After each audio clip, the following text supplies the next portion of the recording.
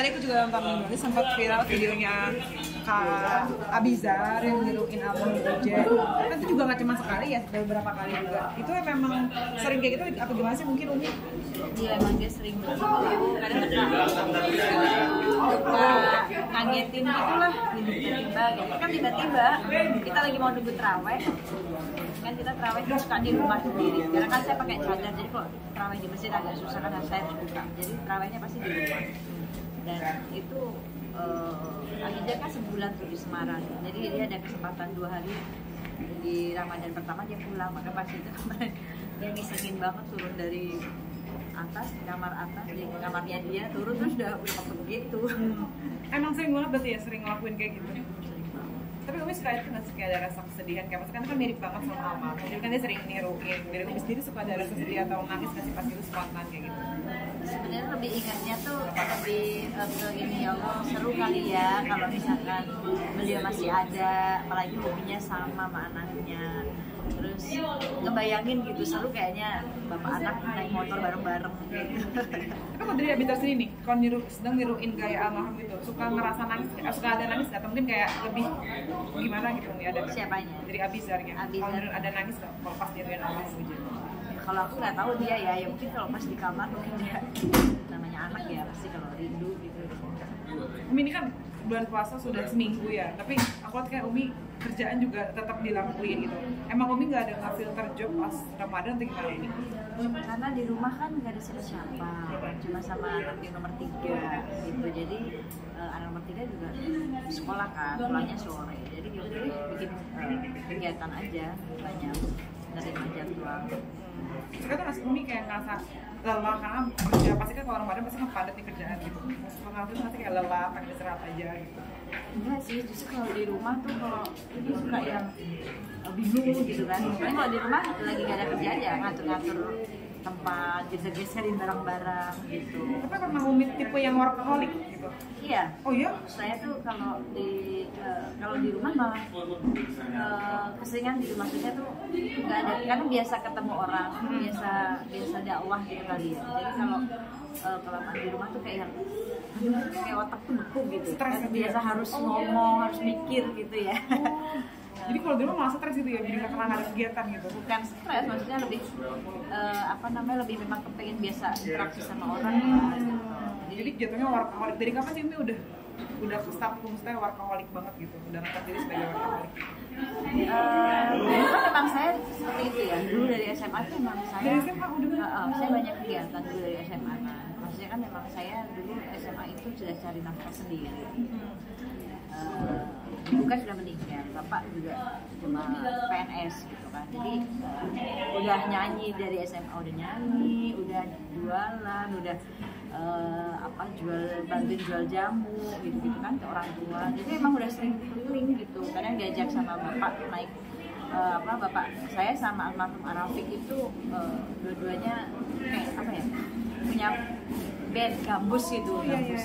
Jadi kadang saya suka diajak, saya disuruh nyanyi gitu. Jadi emang dari dulu ya udah sering di luar interaksi sama orang gitu. Jadi kalau pas di rumah tuh kadang malah saya undang-undangin orang ke rumah buat bikin kegiatan di rumah, pengajian gitu. Umi tadi juga narik dari SMA udah kerja sendiri nih, nafkah sendiri. Itu Umi sendiri kalau dibilang masa mudanya juga udah habis dengan kerja. Dari Umi sendiri ada nggak sih kayak rasa sedih dalam hal tersebut gitu? Walaupun emang udah mandiri dari muda. Sudah ini kali ya, sudah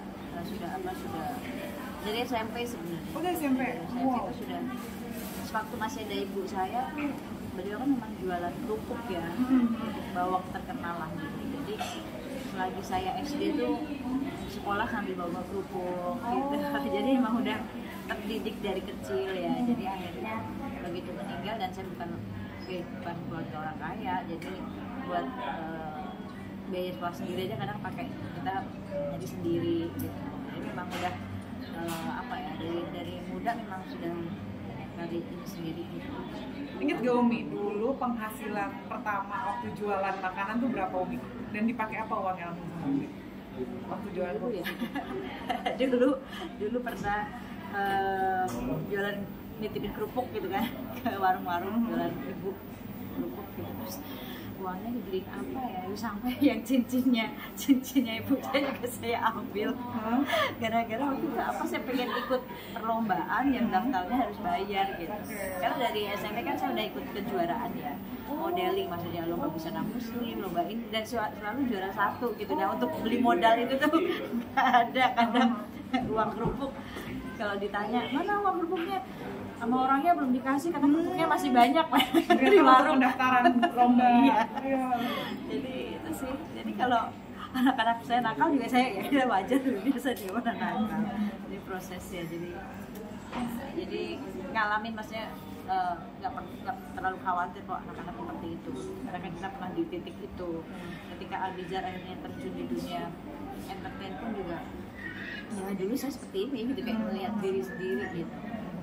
Berarti Umi udah apa aja nih? Pernah menjajal modeling, pernah jualan makanan, apalagi Umi waktu masa muda, pekerjaan apa yang udah Umi garap nih semuanya kayak gitu? Dulu foto saya kan sempat dikirim sama teman-teman ke Jakarta kan, cover girl majalah mode tuh tahun 97 tanpa seizin saya, yang akhirnya saya harus tiba-tiba diundang dapat karantina, harus di Jakarta karantina selama sebulan, nggak punya ongkos. Itu kelabakan banget karena kaget kan, foto saya akhirnya saya diterima kan. Dan saat itu sama Titi Kamal, sama Jen Salima. Jadi saya karantina sekamar sama Titi Kamal, makanya deket banget. Dan itu pengalaman yang akhirnya ninggalin sekolah gitu. Sekolah SMA apa SMP? SMA. Saya lulus itu tahun, saya 97 ya di Jakarta. Itu bisa dibilang titik Umi masuk ke dunia entertain tuh struggle-nya minta ampun berarti ya, bisa dibilang. Iya. Gak cuma langsung ke artis, itu tiba-tiba dulu sempat juga kayak karantina dulu gitu. Terus yang ngeliat pada punya handphone, aku nggak punya sendiri. Oh iya. Akhirnya dipinjemin, dibeliin sama Gugun Gondrong, Mas Gugun tuh, temennya Ujik dulu. Itu tahun berapa Umi belum punya HP terus dibeliin sama Mas Gugun? Ya 98. 98. HP pertama itu apa? HP pertama. Nokia kan. Nokia. Nokia Banana. Itu iya.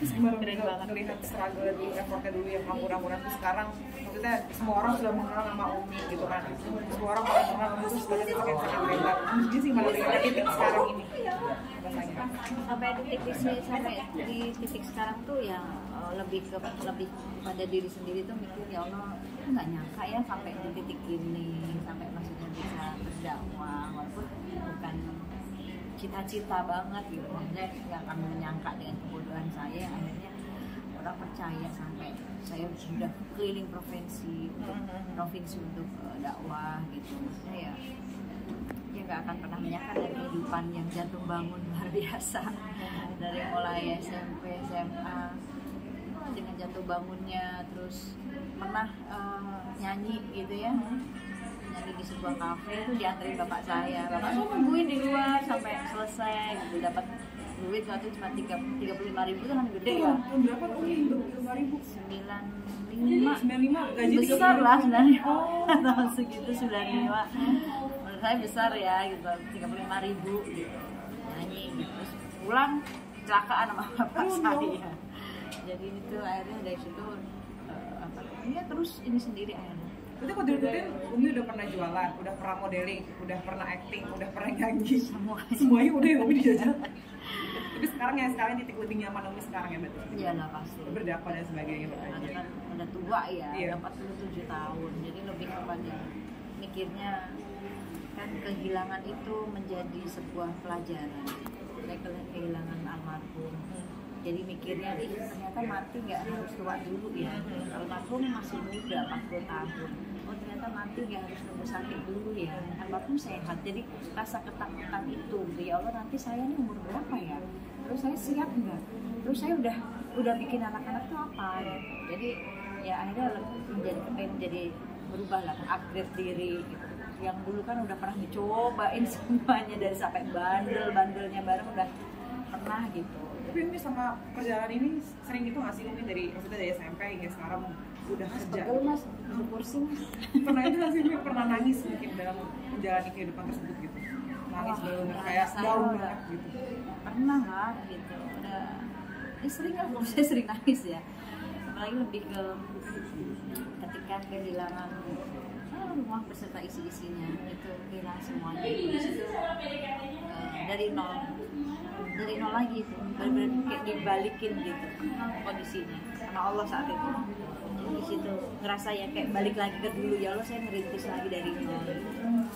Tahun berapa Umi udah merintis dari nol lagi? Kita berbalik gitu. Tahun 2014 ya, 2013 kan usia meninggal, 2014 rumah saya kebakaran. Iya gitu. Nah, dari situ tuh itu titik balik. Itu dari nol banget, nggak punya uang, nggak punya baju, nggak punya rumah. Udah bawa baju yang dipakai yang bekas kebakaran. Itu udah dari nol banget. Emang bener-bener nggak punya uang.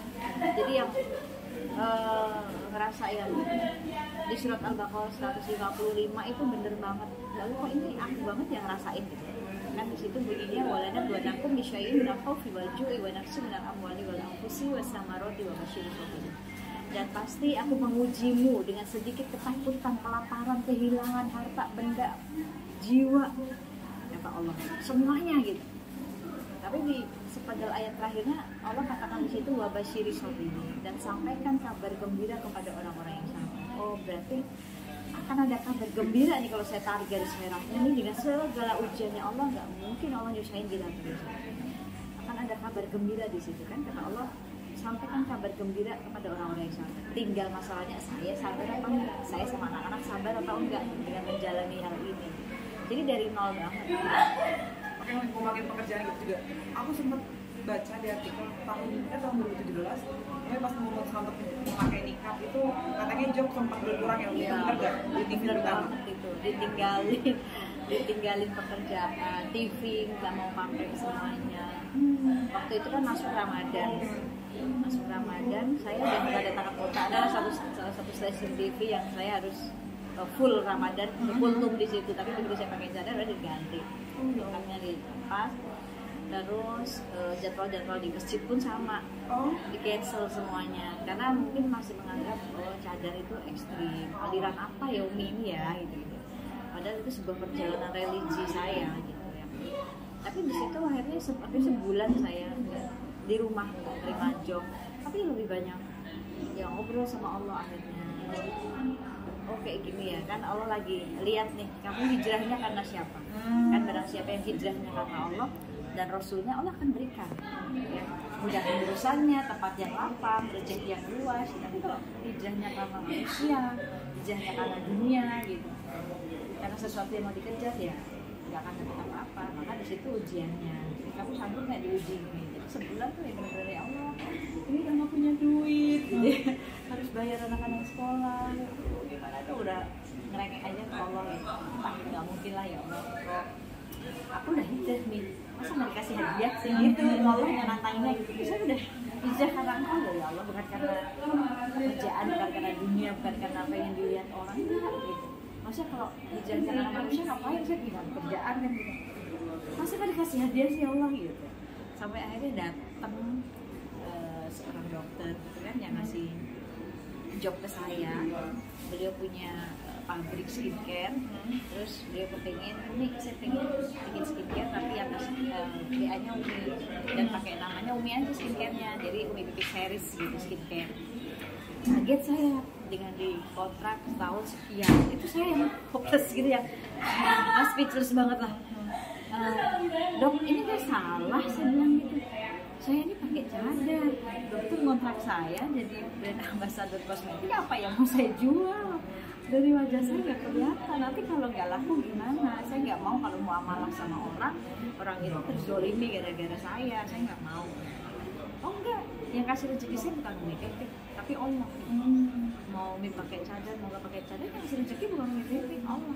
Mau saya punya uang banyak buat kontrak artis ternama gitu, jadi BA. Kalau di situ nggak ada rezeki saya nggak akan berkah. Di situ saya nangis sujud syukur, ya Allah, yang menurut saya itu mustahil banget saya dapat pekerjaan, apalagi pakai cadar yang susah gitu, yang saya harus butuh uang sekian buat bayar sekolah anak-anak, buat masukin anak ke pondok. Tapi Allah punya jalan lebih mustahil lagi, punya cara lebih mustahil lagi gitu buat mengabulkan keinginan saya. Itu dari situ langsung rezeki Umi langsung itu ya. Dari situ mulai orang pada manggil gitu, mulai menerima, oh ternyata bukan, ternyata masih sama, biasa gitu. Itu Umi terakhir kira-kira kan Umi udah sukses di dunia entertain juga, anak-anak juga udah sukses juga gitu kan, pada kerja semua dan sukses pokoknya. Dari sendiri apa sih mungkin yang pengen dicapai lagi dari Umi? Saya pengen bikin rumah yatim, karena saya pikir dulu sebenarnya ini amanahnya almarhum. Satu hari sebelum meninggal tuh kan saya nggak pernah bermimpi, saya kan berdakwah ya. Boro-boro gitu, kepikiran juga enggak, maksudnya benar bodoh ilmu saya. Tapi almarhum itu satu hari sebelum meninggal siangnya itu habis sholat zuhur ngobrol berdua sama saya. Dia bilang, "Nih, kamu udah harus siap." Siap apa nih? Saya bilang, siap, kamu mulai dakwah lah, sampaikan walaupun satu ayat. Dakwah itu mengajak, kamu ajak orang-orang untuk ke jalan yang baik, mengenal Allah, cinta ke Rasul. Terus saya bilang, kenapa harus saya, kenapa bukan kamu aja? Karena beliau seminggu sebelum meninggal itu udah gak mau ceramah lagi, jadwalnya udah dikasih-kasihin ke teman-temannya. Saya bilang, kenapa bukan kamu aja? Orang taunya kamu, nggak tahu saya, nggak ada orang yang kenal saya, nggak ada orang tahu saya. Karena saat itu kan saya hanya di rumah ngurus anak, jadi ibu rumah tangga. Tapi kata beliau, sebentar lagi semua orang bakalan lihat kamu, nggak akan lihat saya lagi. Dan saya nggak punya firasat apa-apa, nggak punya firasat hari ini bakalan mau ditinggal, karena masih sehat, nggak sakit, usia 40 tahun, masih muda, masa iya sih mati kan, nggak ada firasat bakalan mati gitu. Dan terus beliau bilang, nanti kalau kamu punya rezeki, bikin rumah yatim.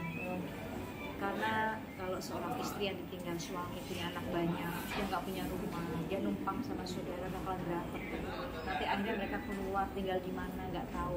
Ya kalau anaknya sekolah, kalau enggak, dia tuh mikirin banget gitu. Nanti kamu bikin rumah yatim, ibu sama anaknya suruh tinggal di situ, tapi dididik untuk apa? Cinta dengan Quran. Karena bacaan Qurannya itu jadi penolong suaminya, jadi penolong bapaknya si anak. Sebentar lagi anakmu bagian dari mereka. Saya masih nggak tuh, masih nggak tahu anaknya apa ya, anakmu bagian dari mereka.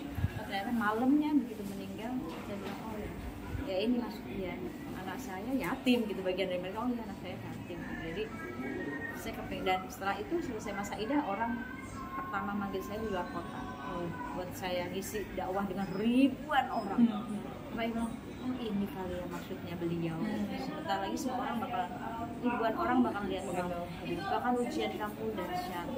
Ibarat beliau tuh bilang, ibarat panah banyak busur yang mau ditujuin ke kamu. Jadi kamu harus lebih kuat, lebih sabar. Udah fokus aja sama anak-anak, fokus aja sama dakwah. Akhirnya dari situ mengalir sampai sekarang. Dan ya keinginan harapan terbesar saya pengen bikin rumah yatim, karena ketika saya udah nggak keluar kemana-mana, udah nggak dakwah, ya saya duduk di situ dengan anak yatim gitu. Oke, terima kasih banyak Umi atas waktunya.